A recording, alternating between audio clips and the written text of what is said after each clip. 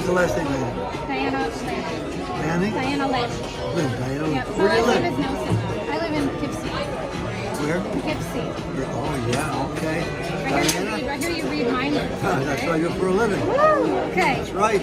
So maybe that I should ask you. Did you start? Okay, ready? So what if I ask you what my first concert was? Well, you know, what's interesting about, and the public doesn't know about this, but they're going to know more when a movie is made. My first concert, it's more significant than that. I was 5 years old. I didn't know how to read. My mother would read me comic books. And there was a comic that when I was a kid, and I'm 86 years old now. When I was a kid, a popular comic was called Mandrake. And Mandrake was in all the news every day, in the newspapers, the comic strips. And a magazine was out once a month. Mandrake the magician. He wasn't a magician. He had hypnotic abilities, and he could read thoughts. And when we went out and played Cops and Robbers, I didn't play Superman or Captain Marvel. I played Mandrake in fighting this crime with my friends, and I was the one that was using his hypnotic abilities. And then it defined at 5 years old what I intended to do as a living. What's interesting is that about 30 years ago, I was invited to Sardi's restaurant, which is a legendary show business restaurant in New York where famous celebrities have had their dinners and what have you. And they were going to honor the man who created Mandrake. His name was Lee Falk, because it became the most popular comics amongst those in the Second World War and for a number of years after that. And he was being honored and interviewed because he created Mandrake and the Phantom. And it was an incredible night in my life, one of the 5 or 10 most incredible, because the place was filled with professors from universities and graduate students that had studied the history of comics. And when I walked in, Lee Falk recognized me and we shook hands with me and everything went on. And then, about 2 hours into the time interview, he said, "Folks, I want to interrupt my Q&A. I'm very honored to be here, and as you've honored my career in creating this famous comic. But I want to introduce to you, and you've seen him on television all the time, this is Kreskin, the Amazing Kreskin." He said, "I created Mandrake in 1935, this is decades later. And the only person alive in my entire life that's come closest to being him in real life is Kreskin. It was one of the most exciting moments of my life. I couldn't even speak.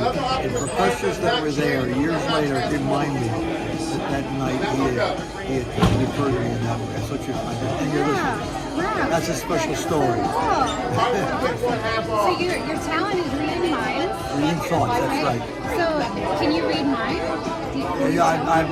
I do. You have to be in a system, you have to be a whole thing. I create a mood and an atmosphere and what have you. It's a whole thing to do. Oh yeah, two nights ago, one man in the audience. It turned out this was last month. I know something about the Second World War, and he said, "Oh, I said that to my wife earlier before the show." He said to his wife, "I wonder if Kreskin can tell me my Army number," and I gave him his wife didn't know, we never talked about it. I gave him every single digit of his Army number, and he was in World War II. Wow. And he was like in the 90s. Wow. So, to be continued, that'll be interesting. All right? Did you read have you read the minds of different celebrities too? Oh, Over the years, name tons them of them, all, right? you can name them all. They all come to you. Letterman, I did 88 shows with Johnny Carson, 88 shows with Carson. I remember you from being on there. Yeah, and Letterman, God knows how many shows, and on it goes.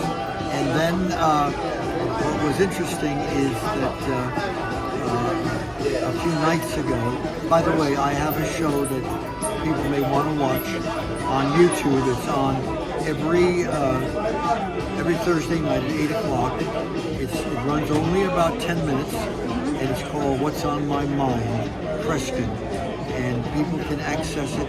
It's done live, but you can look at it now. You can go to YouTube and enter What's on My Mind with Kreskin, and I comment on the current scene, what's happening in the current scene.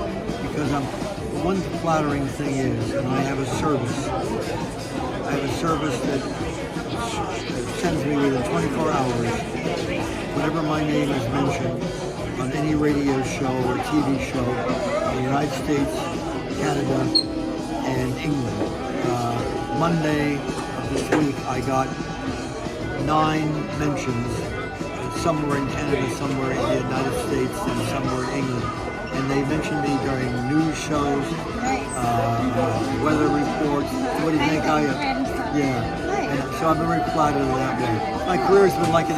The airline industry announced 2 years ago, at that point, I had flown in my career at that point a little over 3.5 million miles. More than almost any pilot in the United States. So you get around, huh? Listen, to be continued, all right? That was great to meet you. Nice Thank you so much for By the all way, that. if I read her thoughts in public, we're going to have to shut the sound up. I'm only joking. And you know the other thing I point out, and I mean, and this is where I have to get very serious. Okay. We can't laugh at ourselves, and we can't kid each other, and feel personal abrasiveness if there's a disagreement about something.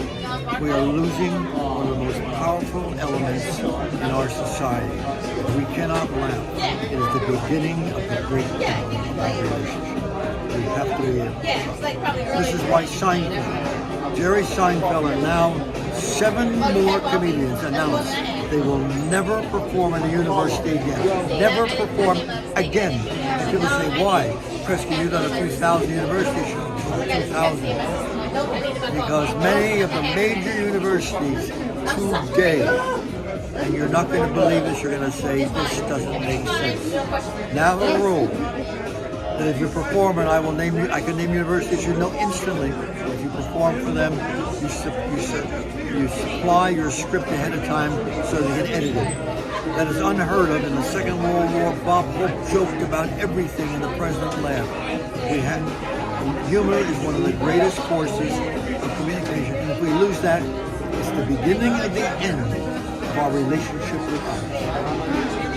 That's great. Thank you so much. See you now. Thank you.